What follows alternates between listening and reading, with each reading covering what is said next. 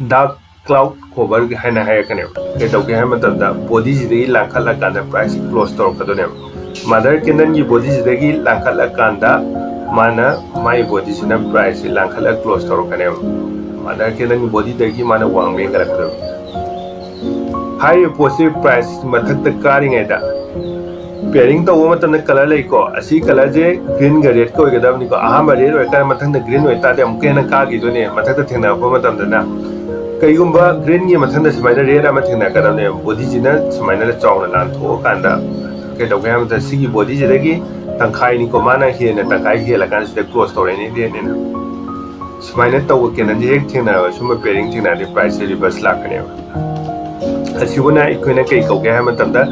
dark cloud cover हाइरगा खंगना गने dark cloud cover जो हेक थेंना बिराबा अदुदी मागी प्राइस से अदुकी मतिक हन्नाबो होनारकने अदुम येंबिरो सिदा अखोइना ग्रीन कैंडल अमा थेंनारे ग्रीन कैंडल जी मतुंगदा रेड कैंडल अचौवा मना पुरकप तारगदि प्राइस रिवर्स तौनाबदम कोनाराने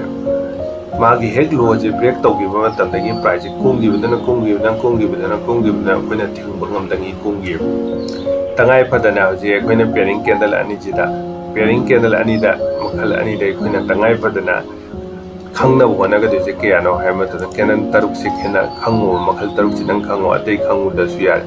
अतै दुदि मतंगी मतुइना एगी एक्सपीरियंस हेंगलकपगी मतुइना नंगना अनौबा आइडिया आम तो पुथोगे इसागी आउन आइडिया आम थोला काना केनन से समाय तवे तो खंगबदि यार बट न तौबदि न साइ सिंगल केनन पैटर्न अमदि सिगी डबल केनन पैटर्न अनि जे सिजे चा सिदे कोन कॉम्बिनेशन तौरगा उबंगमबा उबे हेक ngamaba ategi noi indicator verticator adegi noi gi support resistance poverty oi but support and resistance bo hapta bi de kedan pattern khatan trade to ga ra ka do ne this lo ga ra ka do ne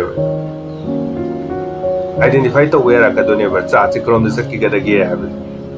aduna practice yam to interview practice to interview practice to kuding kedan me adu इथोगा येथोगा दजु थंबनी खंदे तौबिरगा को आहामदे उद्रिंगाय ददे मित्ता नत्र कोगदो उद्रिंगाय ददे इनाक्ता थम्मा कांदा चाटमा दो येंथोकम चंगे सिगी केनजिना करी हाइनो समाइन थोलागदि करी हाइनो कायजे coin खंगदोक ngमना होनाबम चंगे अदेदि हजिक double की chart pattern जे bullish engulfing ने bearish engulfing ने बुलिश हरामी ने बेयरिश हरामी ने कैंडल पियर्सिंग ने डार्क क्लाउड कवर ने हाइबा तौचे खनि इंपोर्टेंट होय हाइबा नि सुगुना खना आउटसाइड कैंडल ना खंगने आग्रे आउटसाइड कैंडल सिगी अनि सिना खने कई ओइने हाइं खनगा इनसाइड कैंडल सी अनि सिना खने इनसाइड कैंडल ना खंगनी सिजिना अनि सिना कई दौके हमतन पेयर तव कैंडल पेयरिंग तवने मखादगी कुमे रेड की मतकता ग्रीन अमना मथक्तना कईदौरे थेंनागना रेड ग्रीन की हेक नेक्स्ट रेड अमना माई बॉडी दुगी तंखाइदे क्लोज तौकदमने अदुकंदा प्राइस से हलकने है मखादना रेड की हेक मथंगदा ग्रीन दुना मागी बॉडी दुगी तंखाइ हेंदोगा क्लोज तौरकान हेक थेंनातादि रिवर्स लाकने है सिउना पियर्सिंग है अदुगा मथक्तना ग्रीन की हेक मथंगदा रेड फॉर्म तौबदना डार्क क्लाउड कवर है हाइबा केनन तौचे फदना खंजन बिरो हंजन प्रैक्टिस तौकाना चाचे उबंगम येंबिरो नंबर 1 सिना पुलिस इंगल्फिंग लेरे मचा दगे अचौबा रेड ग्रीन को रेड का ग्रीन ने थंगना दुजे पुलिस तना बेरिस तना ग्रीन लोए काना रेड अचौबा फॉर्म तौकदोने मथंगदा पुलिस हरामी लागना रेड अमगी मथंगदा ग्रीन मचा आम लाकदोने इसा इनसाइड कैंडल लाइदो ग्रीन रेड अमा हेक लोइबगा ग्रीन फॉर्म तौकदोने प्राइस कुमिंगाय थेंनादि कागिदोने समाइना थेंना खदोने हेंग चार्ट